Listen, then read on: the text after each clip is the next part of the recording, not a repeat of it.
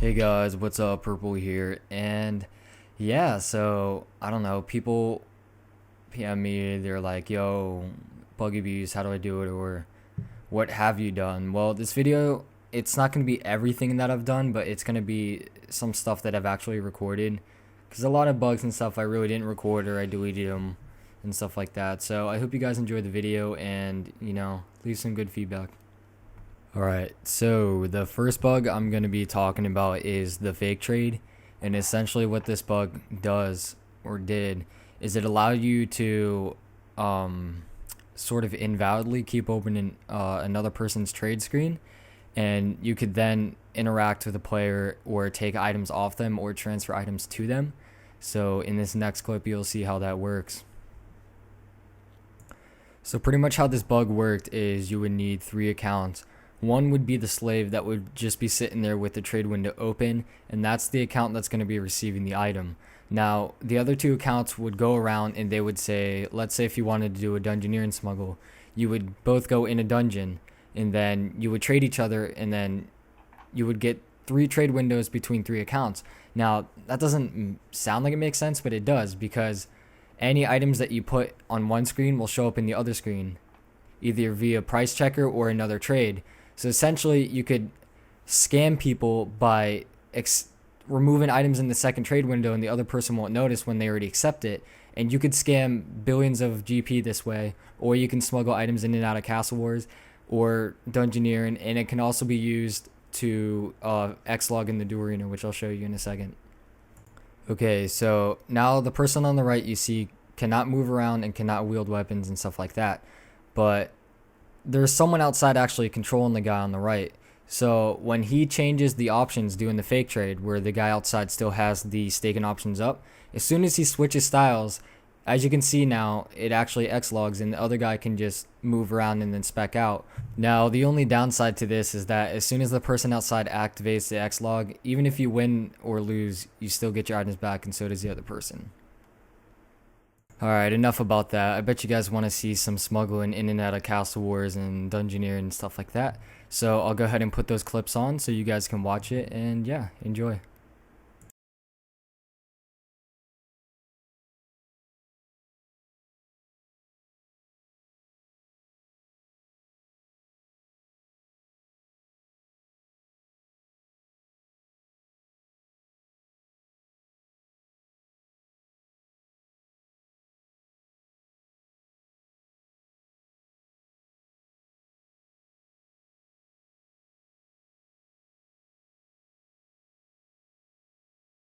Oh, yeah, and I forgot to mention that this bug could also be used to get more than one lent item.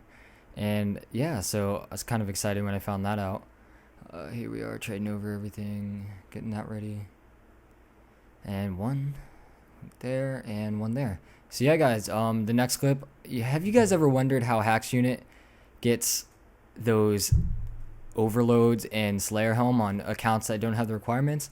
Well, alright guys, well, I'm going to show you that right now. Now, this isn't exactly how Hacks Unit did it, except it's the same method that they did. They would get items into Student Creation, they would then craft the items, and then they would trade them over. Now, we did this by using a fake trade. So, there was someone standing outside who would then, as soon as we get into a game, they would then click accept, and then that would put items in this inventory. So then I make some overloads, and I make some untradeable teletabs, and I trade them over to my account that doesn't have the quest done or the actual requirements. As of right now, you don't need requirements to drink overloads. I think in the combat beta you do, so I don't know. That's pretty lame, I guess. But yeah, as you can see there, I traded over the items and stuff like that. You can also do this to get stuff like the Slayer Helm, which I'll show you in the next clip.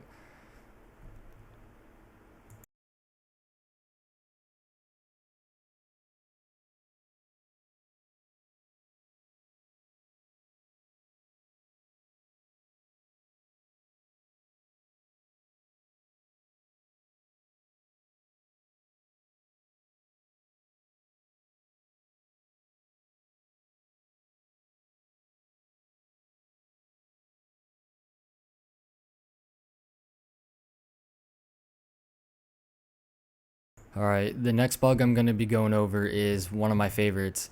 It's the Dungeoneering exploit, which you could abuse to get probably 500k to 1 mil dungeon XP an hour, except I never really did it, and I kind of take it for granted now, but it's whatever. Alright, so this bug was really good because it allowed you to teleport between dungeons, and you're thinking, oh, what's the use for that? But as you can see, I can drop a gatestone here, and then I will be forced into another dungeon that I don't have the level for. So as you can see here, I get put in a floor 40. Now, all I have to do is just teleport back to the other dungeon and finish the first dungeon, and I'll get the XP for this dungeon. So I could do like floor 60s and then teleport back to a floor 1C1, complete that, and get a shit ton of XP in like 5 minutes.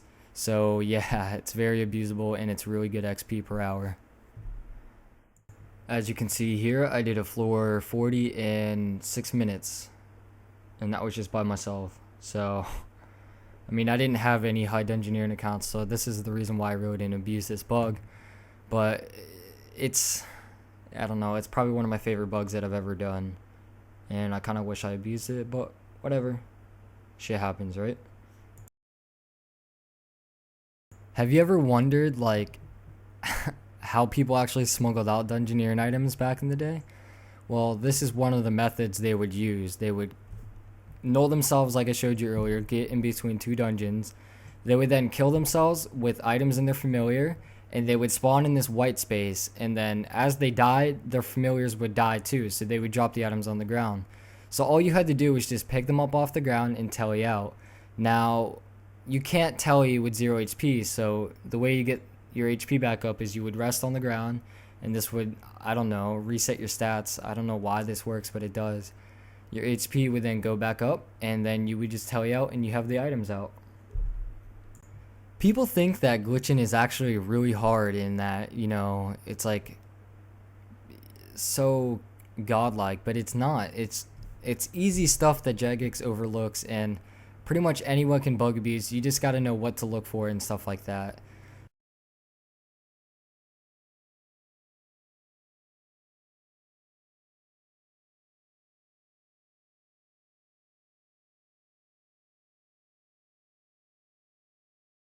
I think I want to talk about invises next. Well, you can thank Hack's unit for getting them patched in the wilderness, but not every invis is alike. So when people think about invises, they think that they're all the same, and they're not, because there's some invises that you appear on the minimap. There's other invises where, you know, you can't do certain stuff. There's other invises where if you move, you become visible. I mean, there's a lot of invises out there. There's many different types. And I'll be showing you probably 3 different invises and how they work. Alright, so the first invis you see here is actually from a quest, and it's one of those invises that where if you tried to turn on your prayer or switch items, you would become visible because the game still thinks you're in a cutscene. So you had to turn your prayer on from before you went in the cutscene, and you'd have to keep drinking prayer potions. The good thing about this one is that you could actually use this in Red Portal and in PvP, but if you tried to go in the wilderness, it would actually make you visible. If you remember earlier when I told you how Jagex overlooks stuff, and it's true, because to actually do this, all you had to do was just click out of the cutscene at a certain part in it, which is retarded. This invis is probably my most favorite bug that I have ever done. This invis was totally undetectable. You could not be right clicked, you could not be seen on the minimap. You could attack NPCs and everything. The only thing that you couldn't do was fight other players outside of minigames. So if I tried to attack someone in the wilderness, it would just make me visible and it would one hit me for all my HP. But yeah, people have no idea that I'm even here. So we would go in Castle Wars and we would just pick up the flag and people would be like, what the fuck? Because they can't tell that there's anyone there. And I could also attack people, but yeah, besides that, it was really fun. And I missed this bug. Too bad it got patched. You could do this bug by CFT and out of Fist of Guthix. So you would go to Fist of Guthix. You would go on the tutorial by talking to that giant worm type thing. And then you would CFT out. And if you guys don't know what a CFT is, it's a controlled force teleport. It's basically a way to teleport out of an area unregistered so that the game doesn't know that you teleport out. So it's still, the game still thinks I'm in the Fist of Guthix cutscene right now, and the Fist of Guthix, the Fist of Guthix actually put you invis. So yeah, the game still thinks I'm in there invis, and I could just run around and have fun. The final invis was done by using a par and using the cutscene from Barbarian Assault. So as you finish in the dungeon, you would quickly spam leave party as the countdown for 30 seconds is counting down. The game will still think that you're trying to be queued for another dungeon, so it's going to lock your tabs and count down. You would quickly teleport to Barbarian Assault, and when you think that the timer has reached 0, you would go into a cutscene. Now what a par does is it resets your character. So I would go in here, which puts me in Viz, and then I would click away. The game will try to take me out of this cutscene, but then the dungeoneering thing will still try to reset me, and it'll keep me in Viz. And then I would just leave via the ladder, and I could walk around invisible. The only downside is that I could be seen on the mini-map and could be right-clicked. So it's pretty much just a graphical. It's like you're a normal character, except you're invis instead of just showing your character. Let's go ahead and talk about floods now. Now, people don't really understand what these are, and basically all it is it's you stacking a bunch of commands, and once you hit a certain point, they will delete any line of code that happens after it. So I could stack a bunch of commands. Well, I'll just go ahead and show you this clip so you can see. Okay, so this flood was done by smuggling out the shield interface, which would stack when you use an infinite install. By the way, there's 2 different types of floods, except the one I'm going to be showing you is an infinite install flood. So to use this flood, I need to unlock my inventory tab so I could teleport, because teleports are infinite installs. To make this work, however, I need to unlock my inventory tab without destroying the shield interface. Normally I would use the deposit box, but that gets rid of that makes your inventory appear and your equipment stats. I don't want my equipment stats, I just want my inventory to appear. So that's why I use Clan Wars, because it only opens up your inventory. And then what I would do is I would teleport and spam click the interfaces in between the teleports. And after I think I've stacked it about 1,000 times, because that's what it takes for a flood, I would then go into my bone brooch, and as I go into my bone brooch, all these things would hit at once. It would try to kick me out of the bone brooch, but since it's 1,000 of them, it actually deletes the command to put me back as a human, and I could free walk the bone brooch.